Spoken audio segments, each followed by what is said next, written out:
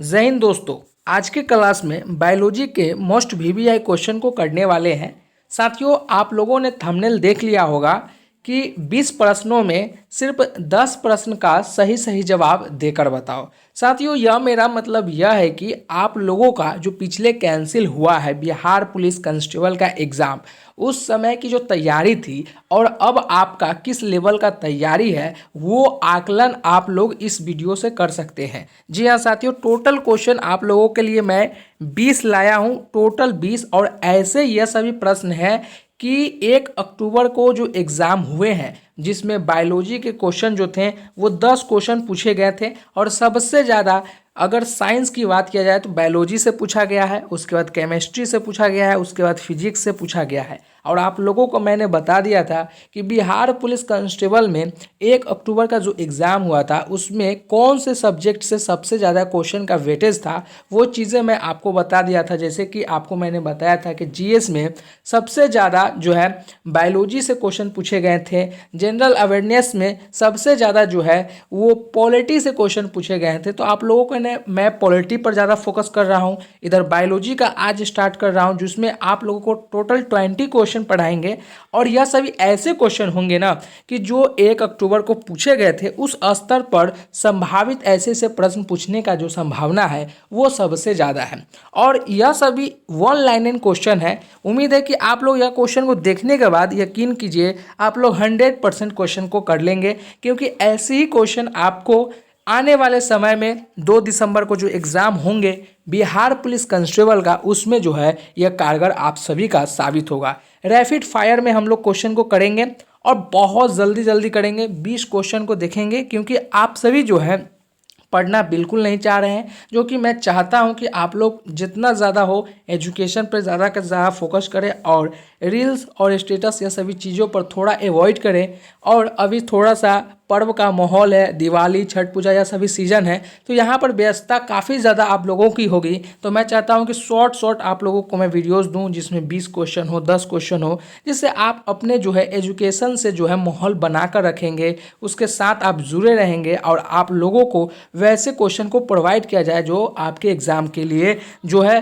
पूछने का संभावना सबसे ज़्यादा हो। तो चलिए, आशा करता हूं कि आप सभी स्वस्थ होंगे और क्लास को स्टार्ट किया जाता है। और एक चीज़ और मैं बता दूं आप सभी को, क्लास स्टार्ट करने से पहले अगर इस चैनल पर पहली बार हैं तो चैनल को सब्सक्राइब जरूर कर लें और एक लाइक ज़रूर कर दें। आप लोगों को बिना बताए बिना बोले आप लोग ना लाइक करते हैं और ना ही चैनल को सब्सक्राइब करते हैं। आप लोगों के लिए ही मैं ये वीडियो बना रहा हूँ, तो आप लोगों का भी एक दायित्व बनता है कि आप लोग भी थोड़ा सा इस चैनल को सहयोग करें।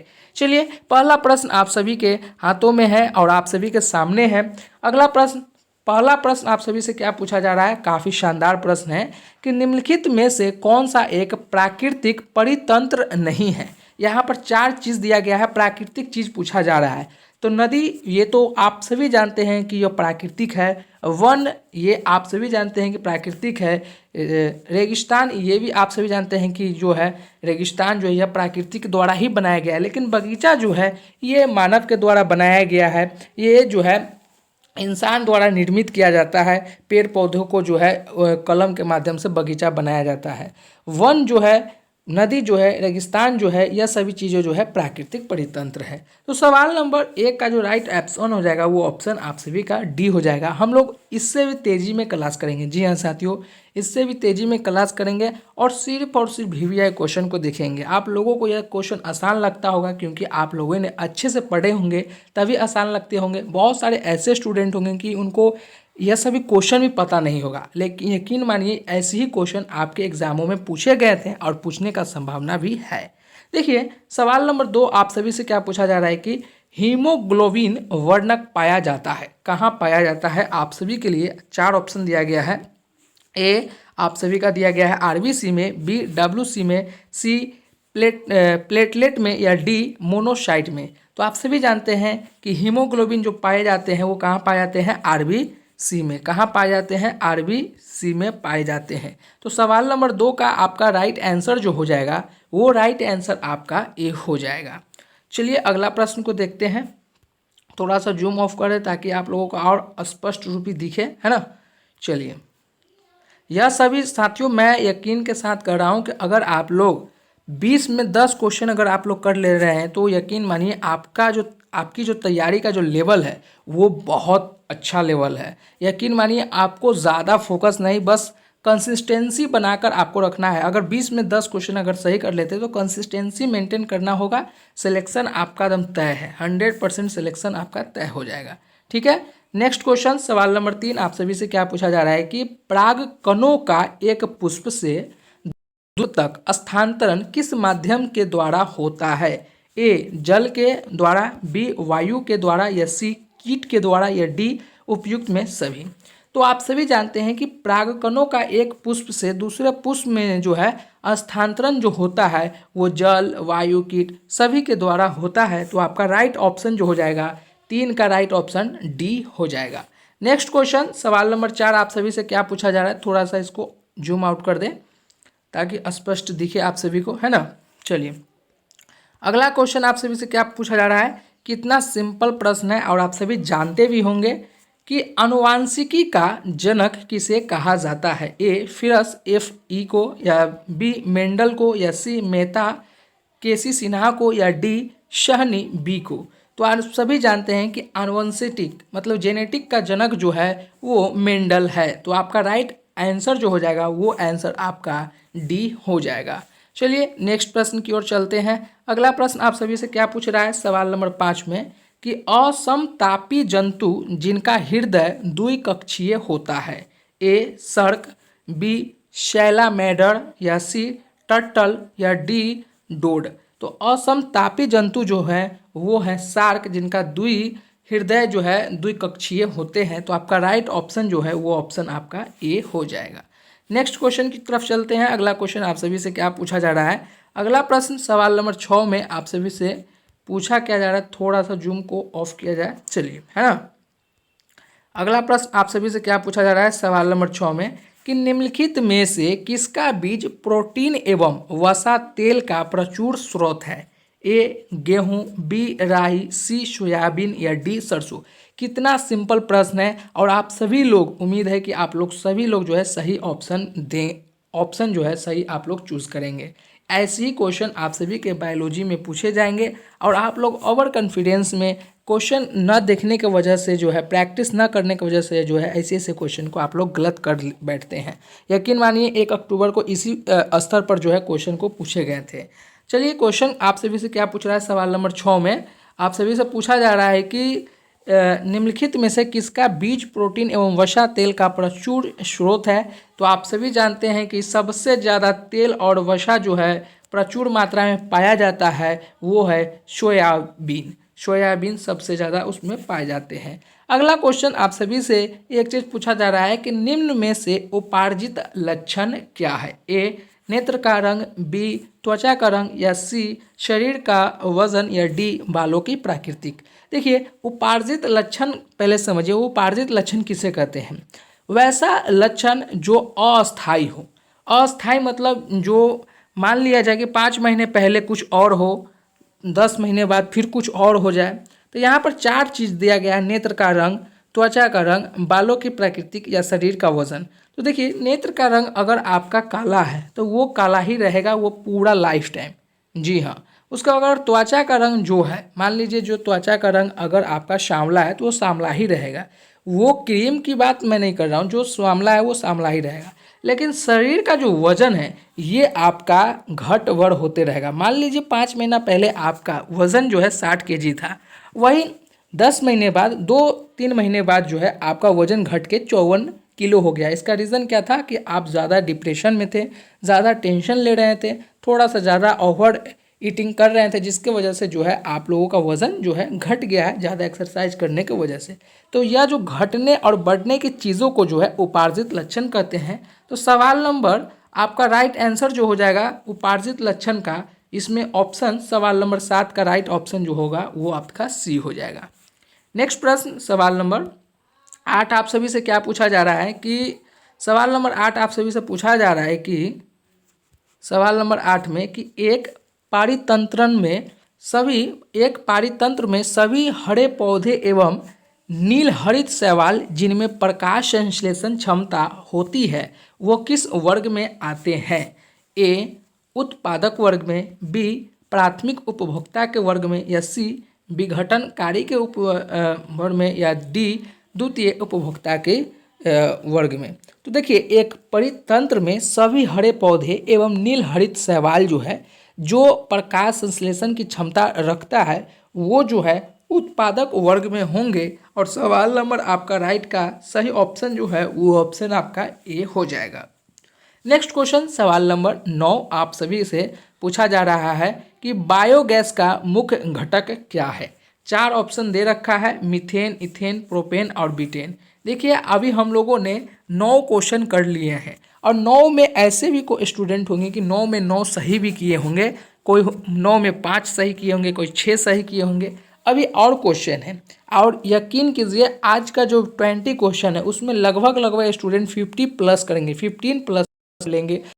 इसका रीज़न क्या रहेगा कि वो जो है एजुकेशन सेक्टर से, मतलब एजुकेशन से ज़्यादा जुड़े होंगे इसीलिए। और जिनका 4 क्वेश्चन अभी तक 9 में अगर 1-2 क्वेश्चन सही हुआ है तो अभी 10 क्वेश्चन 11 क्वेश्चन और बचा हुआ है, तो वो जो है कितना सही कर पाएंगे, मुश्किल से 2-4 और सही कर पाएंगे, वो 6-7 क्वेश्चन में ही रह जाएंगे। अगर आप ये सब क्वेश्चन का, अगर इतना सरल क्वेश्चन का अगर 50% अगर उत्तर नहीं दे पा रहे हैं तो आपसे कैसे एग्ज़ाम निकलेगा। इसलिए मैंने आप सभी को बताया है कि अगर यहाँ पर 50% क्वेश्चन अगर दे रहे हैं आंसर तो आप सभी का एग्ज़ाम जो है सफलतापूर्वक निकल जाएगा, है ना। क्वेश्चन क्या पूछा जा रहा है सवाल नंबर 9 में कि बायोगैस का मुख्य घटक क्या है। तो A methane, B ethane, C propane या डी ब्यूटेन। तो मुख्य घटक जो है वो घटक मीथेन है। चलिए अगला क्वेश्चन सवाल नंबर 10 आप सभी से क्या पूछा जा रहा है। सवाल नंबर 10 आप सभी से पूछा जा रहा है कि वह लक्षण जिन पर 5 जगत वर्गीकरण आधारित था। ए कोशिका भित्ति एवं कोशिका झिल्ली, बी कोशिका भित्ति केंद्रक झिल्ली एवं पोषण विधि, सी कोशिका भित्ति पोषण की विधि एवं उत्सर्जन का प्रकार, या डी कोशिका झिल्ली केंद्रक झिल्ली एवं प्रजनन की विधि। तो वह लक्षण जिन पर 5 जगत वर्गीकरण आधारित है उसमें है कोशिका भित्ति, केंद्रक झिल्ली एवं पोषण की विधि। तो सवाल नंबर 10 का जो राइट आंसर हो जाएगा वो राइट आंसर आपका बी हो जाएगा।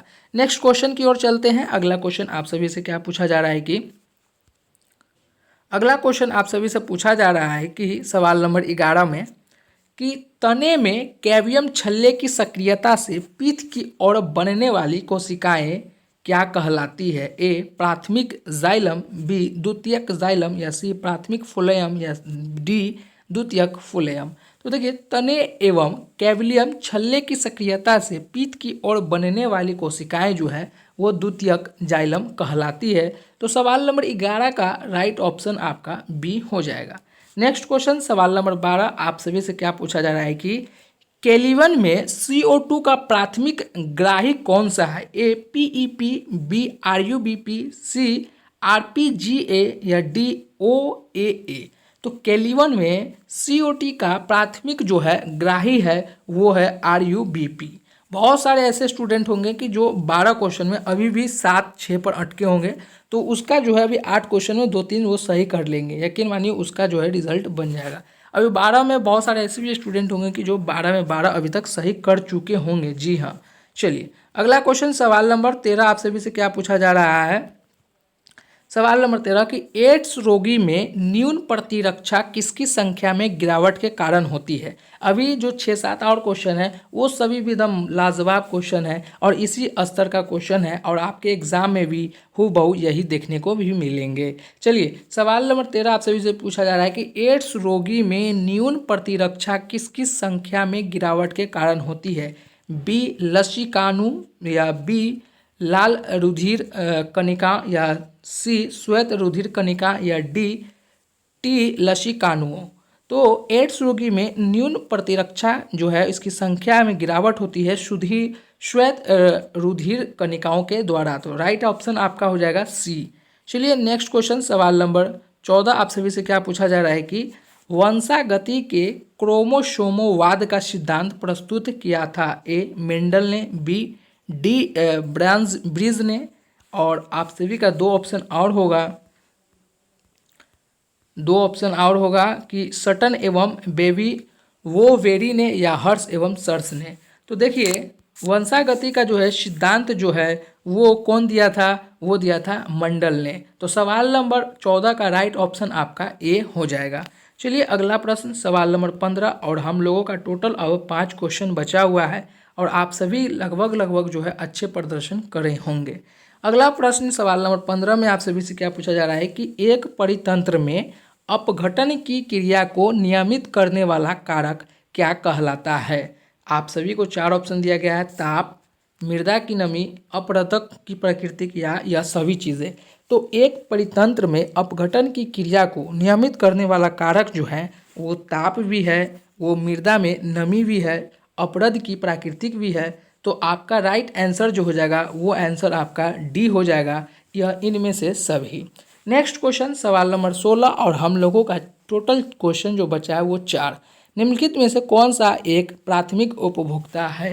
ए बकरी, बी घास, सी शेर या डी भेड़िया। बहुत सारे ऐसे स्टूडेंट होंगे वो डायरेक्ट घास में ऑप्शन लगाएंगे। तो यहाँ पर आप लोग ध्यान देंगे कि उपभोक्ता पूछा जा रहा है, मतलब प्राथमिक उपभोक्ता कौन है जो इसका उपभोग करेंगे।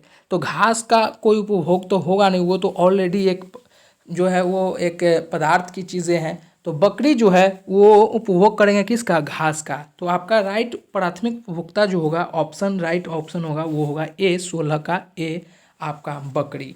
नेक्स्ट क्वेश्चन सवाल नंबर 17, आप सभी से क्या पूछा जा रहा है। 3 क्वेश्चन बचा हुआ है और उम्मीद है कि लगभग स्टूडेंट जो है 10 के पार कर चुके हैं। चलिए नेक्स्ट क्वेश्चन सवाल नंबर 17, निम्नलिखित में से कौन से हार्मोन आर्तव चक्र के माध्यम में अपने उच्चतम स्तर को प्राप्त करते हैं। ए प्रोजेस्टेरॉन, बी टेस्टोस्टेरोन या सी गोनाडोट्रोपिन या डी एस्ट्रोजन। तो सवाल नंबर 17 का राइट आंसर कि हार्मोन आर्तव चक्र के माध्यम में अपने उच्चतम स्तर को प्राप्त करता है एस्ट्रोजन के द्वारा। सवाल नंबर 17 का राइट ऑप्शन जो होगा वो ऑप्शन आपका डी हो जाएगा। नेक्स्ट क्वेश्चन सवाल नंबर 18 कि फिनाइल कीटोनुरिया के रोगी के मूत्र में उत्सर्जित होने वाला अम्ल क्या है। ए फिनाइल पायोरुविक अम्ल, बी फिनाइल कार्बोक्सिलिक अम्ल या डी या सी फिनाइल ब्यूटेरिक अम्ल या डी फिनाइल बेंजोइक अम्ल। तो फिनाइल कैरोटेरिया के रोगी के मूत्र में उत्सर्जित होने वाला जो अम्ल होगा वो अम्ल है फिनाइल पायोरुविक अम्ल। सवाल नंबर 18 का राइट ऑप्शन जो होगा वो ऑप्शन ए होगा। चलिए अगला प्रश्न सवाल नंबर 19, आप सभी से क्या पूछा जा रहा है और लास्ट क्वेश्चन सेकेंड लास्ट हम लोगों का, मानव जाति में निम्नलिखित में से किस प्रकार का लिंग निर्धारण पाया जाता है। ए XY, बी XO, सी ZW या डी ZO। तो आप सभी जानते हैं और काफ़ी साधारण प्रश्न है कि मानव जाति में X और Y प्रकार का लिंग जो है निर्धारण पाए जाते हैं। तो सवाल नंबर 19 का जो राइट ऑप्शन होगा वो ऑप्शन आपका ए हो जाएगा। नेक्स्ट क्वेश्चन कि इंसुलिन हार्मोन में पॉलीपेप्टाइड श्रृंखला किस बंध द्वारा जुड़ी होती है। ए हाइड्रोजन बंधन, बी ड्राई हाइड्रोजन बंधन या सी सल्फाइड बंधन या डी डाई सल्फाइड बंधन। तो इसका राइट आंसर होगा कि इंसुलिन हार्मोन में पॉलीपेप्टाइड श्रृंखला जो है डाई सल्फाइड बंधन से जुड़ी होती है। तो इसका राइट आंसर 20 का राइट आंसर हो जाएगा, वो होगा डी। ये रहा आप सभी का 20 क्वेश्चन सुपर सेलेक्टेड क्वेश्चन। ये सभी आपके संभावित प्रश्न हैं और आपके एग्जामों में पूछने का संभावना है। आप लोगों ने टोटल 20 क्वेश्चन में कितने क्वेश्चन सही उत्तर दिए हैं वो कमेंट बॉक्स में बताएंगे, और जिन्होंने पहली बार इस चैनल पे आए हैं वो चैनल को ज़रूर सब्सक्राइब करेंगे, और जो सब्सक्राइब कर लिए उनको दिल से शुक्रिया और एक लाइक ज़रूर करेंगे। फिर मिलते हैं एक नई वीडियो में, जब तक के लिए जय हिंद।